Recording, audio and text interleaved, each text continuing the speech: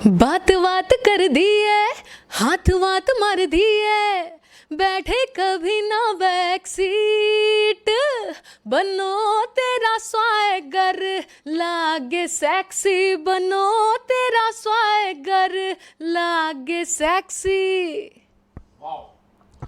ये आवाज जो आपने सुनी, ये स्वाति शर्मा उस गाने को जो कि बॉलीवुड में धूम मचा चुका है, बन्नो तेरा स्वैगर लागे सेक्सी। इस आवाज के पीछे यही खूबसूरत चेहरा है स्वाति शर्मा, जिनके साथ आज हम रूबरू हैं। बॉलीवुड की मशहूर गायिका, जिन्होंने इस तरह के कई सारे गाने बॉलीवुड को दिए और इस गाने से इन्हें पहचान मिली। सबसे पहले तो स्वाति, मेरे साथ आपका शायद ये पहला इंटरव्यू है, तो बिंदास भोजपुरिया चैनल में हमारे तमाम दर्शकों की तरफ से मैं आपका स्वागत करता हूँ।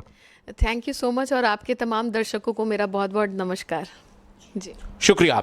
स्वाति, ये जो गाना था बन्नो तेरा स्वैगर लागे सेक्सी, बॉलीवुड की एक मशहूर फिल्म तनु वेड्स मनु शायद 2016 में आई थी, उसमें था। क्या यही पहला सॉन्ग था स्वाति शर्मा का? नहीं, एक्चुअली इसके पहले जो मेरा डेब्यू सॉन्ग था वो था जी म्यूज़िक से मैंने किया था, एक सिंगल था क्यों खो गए, वो रिलीज़ हुआ था। और लगातार मतलब मैं गाने गा रही थी, तो ऐसे कह सकते हैं कि बॉलीवुड में एक किसी मूवी में जो पहला गाना आया वो बन्नो तेरा स्वैगर था। जी। स्वाति, आप कहाँ की रहने वाली, कहाँ से आती हैं? स्वाति शर्मा, जिनका आज मैं मुंबई के इस आलीशान घर में इंटरव्यू कर रहा हूँ, इनकी अपनी पहचान क्या है? ये कहाँ से आती हैं मूल रूप से? मेरा जन्म मुजफ्फरपुर बिहार में हुआ और स्कूलिंग पढ़ाई वगैरह भी सब उधर ही हुई, तो उधर से ही है, मुजफ्फरपुर बिहार से। तो मुजफ्फरपुर बिहार की स्वाति शर्मा बॉलीवुड की आज मशहूर सिंगर हैं और बड़ा नाम है इनका। कैसे ये सब संभव हुआ? बिहार से, मुजफ्फरपुर से मुंबई तक की जो यात्रा है वो कैसे शुरू हुई और यहाँ आके आज कामयाबी के आसमान तक कैसे पहुँची? सफ़र मतलब मैं अगर बताऊं शॉर्ट में, तो मैं शौकिया तौर पे गाना गाती थी। 7-8 साल की थी तो ऐसे ही अचानक से शौक चढ़ गया था, दोस्तों ने भी चढ़ा दिया था कि ठीक है अच्छा गाती हो, तो गाती थी। तो मम्मी के सामने ज़्यादा गाती थी, पापा से उतनी उस टाइम पे नहीं खुली हुई थी। तो एक माहौल होता है मिडिल क्लास फैमिली का कि थोड़ा सा मतलब पापा से थोड़ा सा डर के आ गए तो मतलब पढ़ाई लिखाई करना बैठ गए, तो ऐसा रहता था। बट फिर एक दिन मेरी मम्मी के कहने पे ही पापा ने चुपके से सुन लिया मुझे गाते हुए, और उसके बाद से मेरी दुनिया बदल गई। क्योंकि मेरे जो पापा हैं वो मतलब हर चीज़ में बहुत ज़्यादा सपोर्ट करते हैं। उनका ऐसा नहीं था कि पढ़ाई करना है। 90% की जब लहर चली थी कि नहीं 90% आना है, तब मेरे फादर ने मुझे कहा था कि तुम एवरेज भी रहोगी तो चलेगा मुझे, लेकिन अगर म्यूज़िक करना है तो उसमें 100% अपना देना। अच्छा। तो इस तरह का सपोर्ट मिला, तो फिर आगे बढ़ने से कोई नहीं रोक सकता था। अच्छा।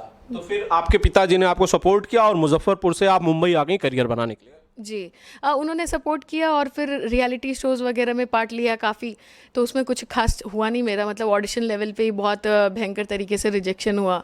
तो फिर मेरे को तो ये भी बोल दिया गया था कि मतलब आपकी आवाज़ इस कमरे के बाहर भी नहीं जा पाएगी, मतलब वो आवाज़ में बात नहीं है।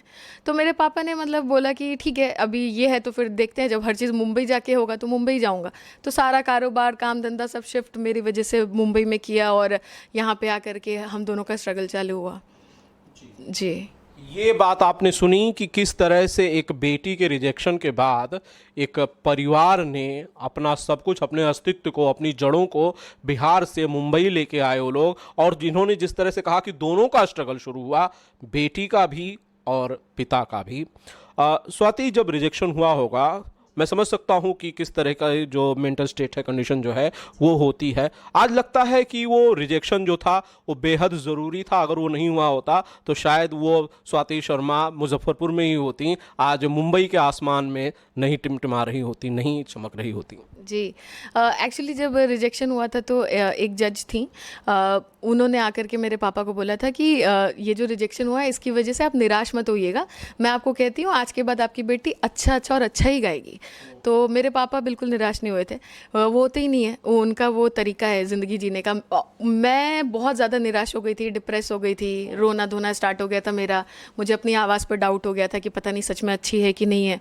तो वो सारी चीज़ें हुई थी। बट अब अगर पीछे पलट के देखती तो ऐसा लगता है कि ज़रूरी था, क्योंकि अभी मुंबई में आने के बाद ये सब अचीव करने के बाद, अभी पिछले साल मैं उसी रियलिटी शो में एज अ गेस्ट सिंगर बन के गई थी, और वहाँ पे मैंने उनके कंटेस्टेंट के साथ परफॉर्म किया था। तो वो एक ऐसे लगता है कि एक जर्नी ऐसे कंप्लीट हुई वहाँ पे उस चीज़ की। अच्छा स्वाति, जब कामयाबी मिली, जब नाम मिला, जब शोहरत मिली, जब करियर बुलंदियों पर आया, तो वो पिता पूरी तरह से संतुष्ट थे कि बेटा आप जो चाहते थे वो आपको मिला, या अभी भी मंजिल जो है वो दूर है? ये देखिए मेरे पापा का डायलॉग है, मैं संतुष्ट नहीं हूँ, वो यही बोलते हैं, ही इज़ नेवर सेटिस्फाइड। और अच्छा है, मतलब वो संतुष्ट नहीं होते तो मैं भी संतुष्ट नहीं होती हूँ, क्योंकि मुझे लगता है जब आप संतुष्ट हो जाते हैं तो वहाँ पे आपकी जर्नी खत्म हो जाती है। जब आपको लग गया मुझे सब कुछ मिल गया अब क्या, तो फिर आप ठंडे हो जाते हैं। तो मेरे पापा कभी सेटिस्फाइड नहीं होते, हमेशा मुझे पुश करते हैं कि नहीं अभी तुम और बेहतर कर सकती हो, अभी भी यू आर नॉट देयर जहाँ पे मैं तुम्हें देखता हूँ। और मैं खुद भी ऐसा ही मानती हूँ। तो वो जो उनका पुश करना है वो आज तक ख़त्म नहीं हुआ है, तो मेरे अंदर भी वो आग अभी भी है।